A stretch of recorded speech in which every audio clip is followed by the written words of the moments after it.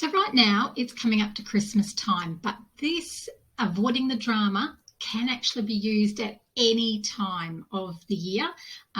Work parties, just any particular time where you're going to see people that you may not choose to normally spend your time with.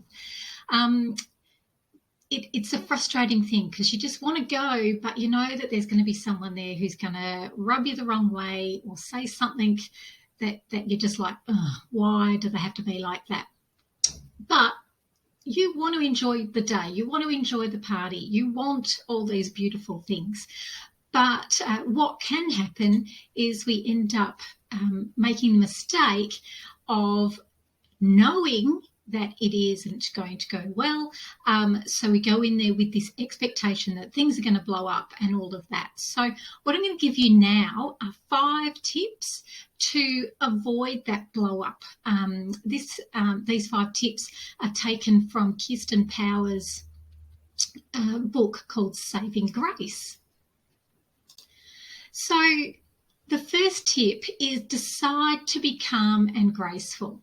So if you decide that for yourself, that you are going to hold yourself to be calm and graceful, that goes a long way to actually being that way.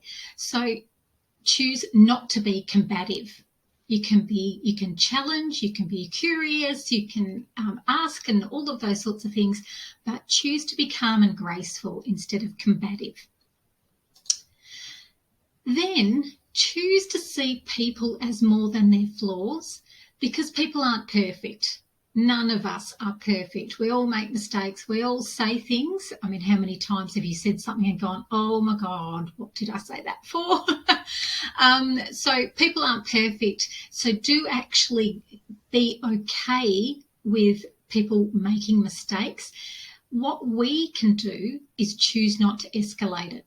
If someone says something hurtful or rude or whatever, you can just ignore it. You can move away. You can be okay with it once. Like obviously more than once you may choose to leave the whole conversation or to another part of the party if you can. So try to choose to see people more than their flaws, because again, that will put you in the right mindset that instead of it's going to be bad, you can choose it's going to be okay because I'm in control. The third one is to be a bit better yourself. Aim to be better, because as I was just saying, you are choosing this. You are choosing to be better. Maybe they're going to choose the same thing. So if you hold yourself to this standard that you are not going to do these things, you are going to do this, this and this, then just being that little bit better might be all it takes to avoid a blow up. The fourth one is to set boundaries. Now, you may actually be able to set boundaries beforehand. So if it's a work thing or something like that, you actually may be able to have the person in charge actually say to everyone, okay, these topics are off the table today, or, we're not going to do these. If it's between you and your uncle, you might like to, a few days before, give him a call and actually say, hey, we're both going to this thing. Let's not ruin it for everyone else. How about we just choose not to talk about this thing? So if that is something you can do, it may be worth doing it. And do tell others that you have actually done this, because there's nothing worse than you and your uncle are going, okay, we're not going to talk about this, but then someone else comes in wanting to ignite a flame and cause drama. So actually, you might actually like to put it out there for everyone as well. If something does get brought up, so someone does want to inflame something, it's very easy just to say, I'm not comfortable with discussing this right now. Let's talk about something else. If that doesn't work, move away. The next one is to prepare. Now, I know this sounds ridiculous, but all of these are preparing, but there is also a few other things you can do. number one is get a good night's sleep the night before, or have a rest so that your body is calm, confident, and clear of any tiredness.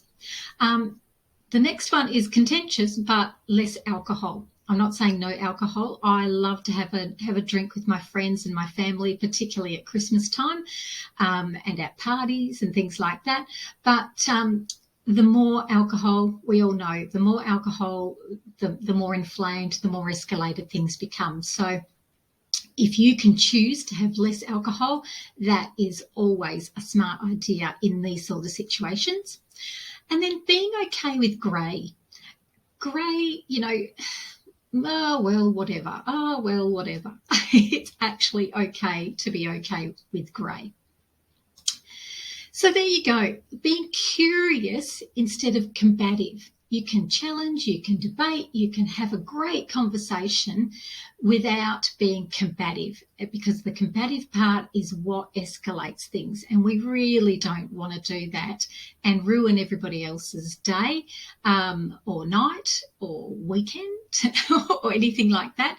So there's the 5 tips. I would love to help you with anything else that you want.